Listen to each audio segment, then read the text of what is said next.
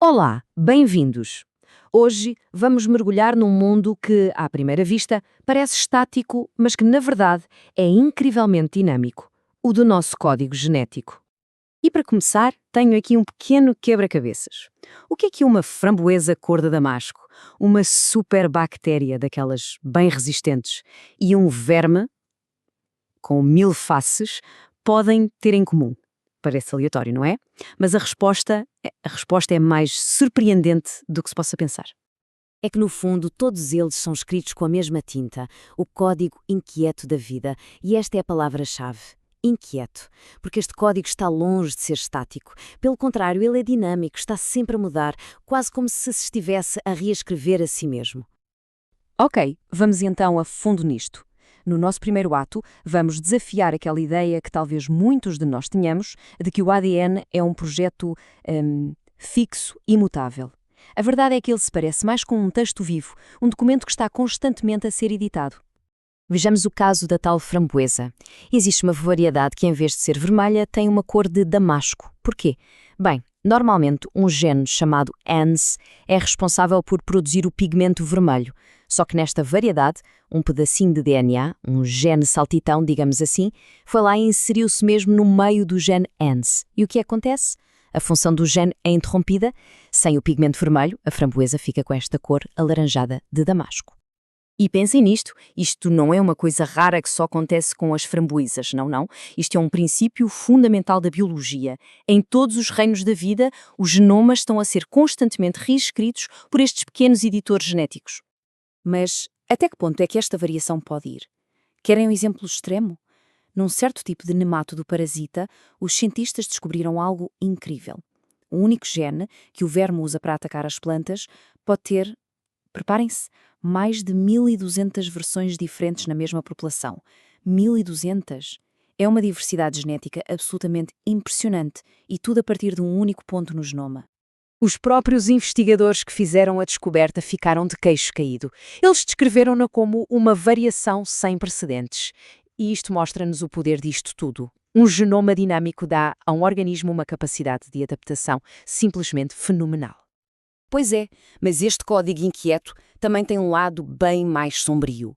Nas bactérias, são precisamente estes elementos genéticos móveis que funcionam como veículos de entrega para genes de resistência a antibióticos. E é por isso que a resistência se espalha tão, mas tão depressa, criando aquelas superbactérias perigosas que são uma ameaça gravíssima para a saúde de todos nós. Então, chegamos a um ponto crucial. Se o genoma está sempre a mudar, como é que conseguimos sequer lê-lo com precisão? É um grande desafio. E é exatamente sobre isso que vamos falar no nosso segundo lato, as ferramentas que os cientistas usam para tentar decifrar este código tão complexo e que não para quieto. A melhor forma de entender isto é com uma analogia. Imaginem que o genoma é um livro. A tecnologia mais antiga, a de leituras curtas, é como se passássemos esse livro por uma destruidora de papel. Ficamos com milhões de pedacinhos pequeninos e muito precisos, mas boa sorte a tentar montar as páginas que têm texto repetido. É um pesadelo. Agora, a tecnologia mais recente, a de leituras longas, é como se em vez de pedacinhos tivéssemos parágrafos inteiros. Pode até ter um ou outro erro de digitação, mas conseguimos ver a estrutura geral da história, o que torna muito mais fácil entender as partes mais complicadas e repetitivas. Ok, isto pode parecer um detalhe muito técnico, não é? Leituras curtas, leituras longas, mas a pergunta que importa é: será que esta diferença de resolução tem mesmo impacto no mundo real? A resposta vai surpreender. A resposta é um enorme sim.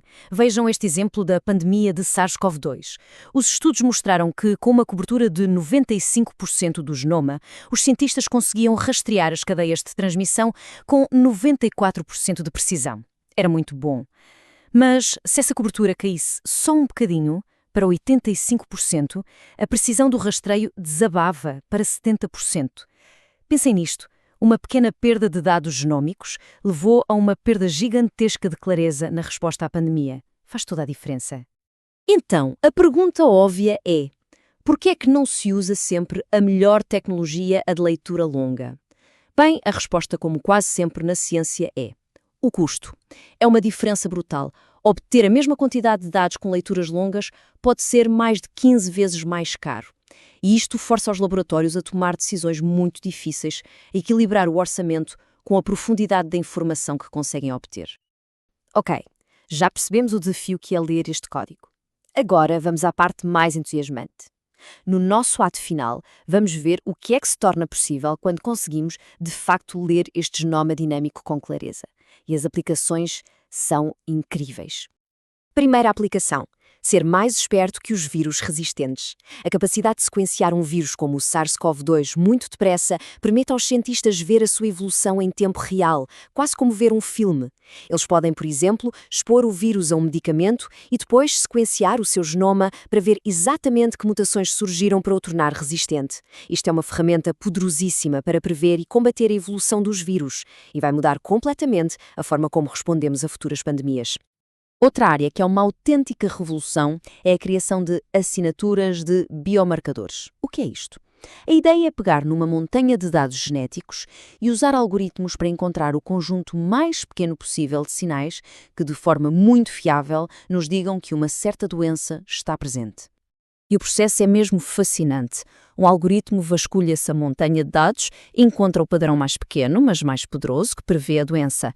E com essa assinatura na mão, é possível criar um teste de diagnóstico simples, rápido e barato. Isto pode tornar a medicina de precisão uma realidade para muito mais gente. E não fica por aqui. A sequenciação está também a desvendar a ligação complexa entre o que comemos, os bilhões de micróbios que vivem no nosso intestino e a nossa saúde. Por exemplo, já se descobriu em modelos animais que uma dieta cetogénica pode favorecer micróbios que produzem substâncias protetoras contra a inflamação neurológica.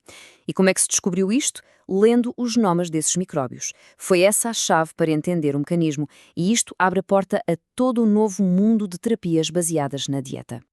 Portanto, se há uma ideia a reter, é esta. O genoma não é um livro de instruções estático, escrito em pedra para sempre. É muito mais como uma história viva, uma narrativa dinâmica que está sempre a ser editada e reescrita. E nós estamos apenas agora a começar a aprender a ler esta linguagem tão complexa. Isto deixa-nos com uma última pergunta, para pensarmos no futuro. Hoje já conseguimos ler o ADN, que é o projeto. Mas e quando a tecnologia nos permitir ler cada proteína individual em tempo real? As proteínas são as máquinas que fazem o trabalho todo. O que é que vai acontecer quando conseguirmos ver tudo isso a funcionar ao vivo? Que novas fronteiras da biologia e da medicina vamos conseguir atravessar? Fica a reflexão.